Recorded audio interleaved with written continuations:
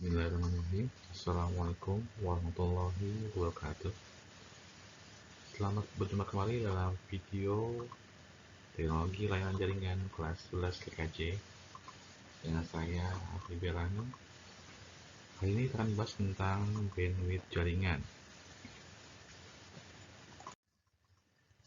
Oke, seperti yang kalian lihat di sini ada sebuah gambar di mana terdapat download dan upload ya. Dan sini jarumnya menunjukkan pada angka 15,25 megabit per second ya. Apa itu megabit per second? Kita akan bahas pada slide berikutnya. Oke, penggunaan internet bukan lagi menjadi hal yang awam bagi masyarakat.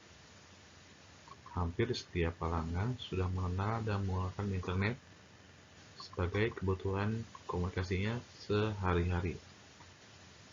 Terdapat istilah bandwidth yang sering dikaitkan dengan penggunaan internet.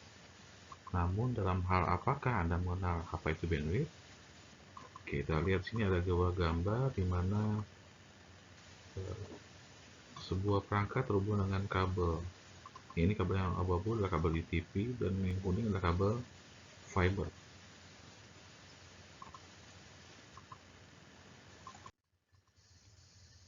Untuk mengenal bandwidth merupakan besar kapasitas maksimum dari suatu jalur komunikasi yang berfungsi dalam mengirimkan data dari server kepada klien pada hitungan bit per second atau disingkat bps. Jumlah dari kapasitas bandwidth tersebut sangat berpengaruh terhadap kemampuan dari akses yang diberikan. Apabila bandwidth-nya besar, maka akan memberikan kemampuan transmisi data yang besar pula. Contohnya, seperti audio file, video file, atau gambar.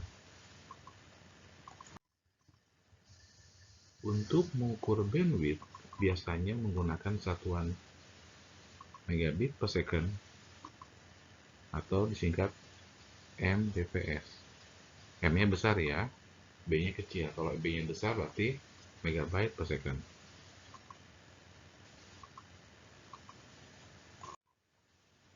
Sebagai contoh, jika Anda memiliki bandwidth 100 megabit per second, maka sejalan dengan jumlah data maksimal yang bisa dilewati hanya 100 megabit per second pada suatu saluran komunikasi. Dengan demikian, apabila semakin besar bandwidth yang Anda miliki, maka Anda semakin besar data yang melewati saluran komunikasi tersebut. Sebelum lanjut, kita harus mengenal dulu macam-macam bandwidth ya. Di sini ada dua, bandwidth analog dan bandwidth digital. Bandwidth analog merupakan rentang frekuensi yang diukur pada satuan Hertz ya, atau singkatan dengan Hz. Berfungsi dalam menentukan banyaknya informasi atau data yang dapat ditransmisi pada waktu tertentu ya. Ini logonya, gambarnya. Kalau analog itu bentuk frekuensinya melengkung ya, dari bawah ke atas, ke bawah lagi, ke atas lagi, ke bawah lagi. Ya, beda dengan digital ya. Kita lihat dulu pengertiannya. Bandwidth digital merupakan jumlah atau volume dari suatu data yang dikirimkan lewat saluran komunikasi tanpa adanya distorsi dalam satuan bit per second. Nah, makanya bentuk sinyalnya dari seperti kotak-kotak ya, kotak kecil, kotak besar, terus tinggi, dia turun lagi ya. Ya, itulah bedanya antara analog dan digital. Perbedaan bandwidth dan throughput. Oke, bisa kalian lihat gambar ini ada dua gambar ya antara bandwidth PS dan throughput. Jadi throughput untuk gambar yang pertama ya. Kita lihat sini ada sebuah gambar di mana seperti terowongan ya. Terowongan sini ada 5 mobil mobil sini kita sebut dengan data ya, dan terowongannya kita sebut dengan bandwidth. Nah, kita lihat di sini 5 mobil ini saling mengantri untuk melewati terowongan ini ya. Jadi kalau mobil yang pertama akan keluar ya, mobil kedua juga harus mengikuti mobil yang pertama, yang ketiga juga sama ya. Jadi agar mobil kedua bisa melewati mobil pertama, maka kita harus melebarkan terowongan itu ya. Makanya sini disimpulkan throughput-nya adalah one data packet arrives within 1 second. Jadi satu data akan datang ya, berjalan ya dengan 1 detik gitu ya.